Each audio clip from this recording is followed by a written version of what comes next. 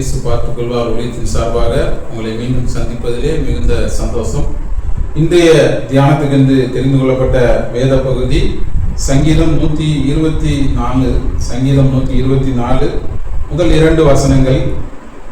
மனுஷர் நமக்கு விரோதமாய் எழும்பின போது கர்த்தர் நமது பக்கத்தில் இராவிட்டால், கர்த்தர் தாமே நமது பக்கத்தில் இராவிட்டால்.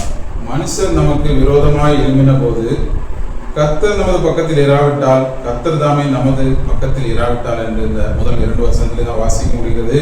பொதுவாக மனிதர்கள் ஆபத்து காலத்திலே நமது அருகிலே யாராவது இருந்தால் நமக்கு மிகுந்த பலமாக இருக்கும் என்று நாம் நினைப்பது உண்டு.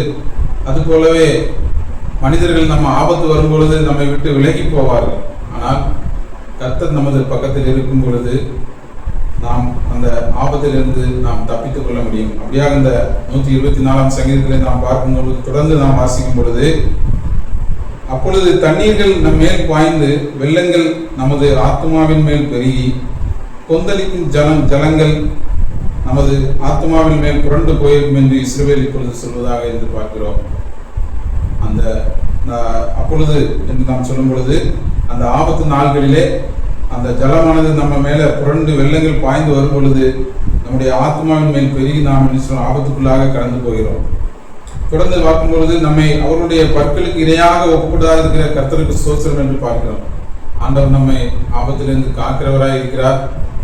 அதே போல வேறொன்றைய கண்ணிக்கு எப்படி ஒரு குருவி தப்பித்து போகிறதோ அதே போல நம்ம அந்த ஆபத்திலிருந்து நம்மை காக்கிறவராக இருக்கிறார். சங்கீதம் 16:8 தாவீது இப்படியாக சொல்லுகிறார், கர்த்தர் என் வலது பார்சத்தில் இருக்கிறபடியால் நான் அசைக்கப்படுவதில்லை என்று சொல்வதை பார்க்கிறோம். கர்த்தர் என் வலது பார்சத்தில் இருக்கிறபடியால் நான் அசைக்கப்படுவதில்லை. மனிதர்கள் என் பக்கத்தில் இருக்காங்க என்று சொல்லி தாவீது சொல்லவில்லை. கர்த்தர் என் வலது பார்சத்தில் இருக்கிறார் என்று சொல்கிறார். அவர் என்ன சொல்கிறார்? கர்த்தரை எப்பொழுதும் எனக்கு முன்பாக வைத்திருக்கிறேன் என்று சொல்கிறார்.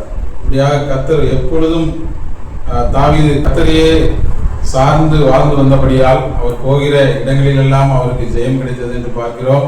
இவன் யார் என்று அந்த கோலியாத்தை வீழ்த்தியதை நாம் பார்க்கிறோம். ஆகவே நாம் எப்பொழுதும் கர்த்தரை நமது வலது பார்சத்தில் வைத்திருப்போம்.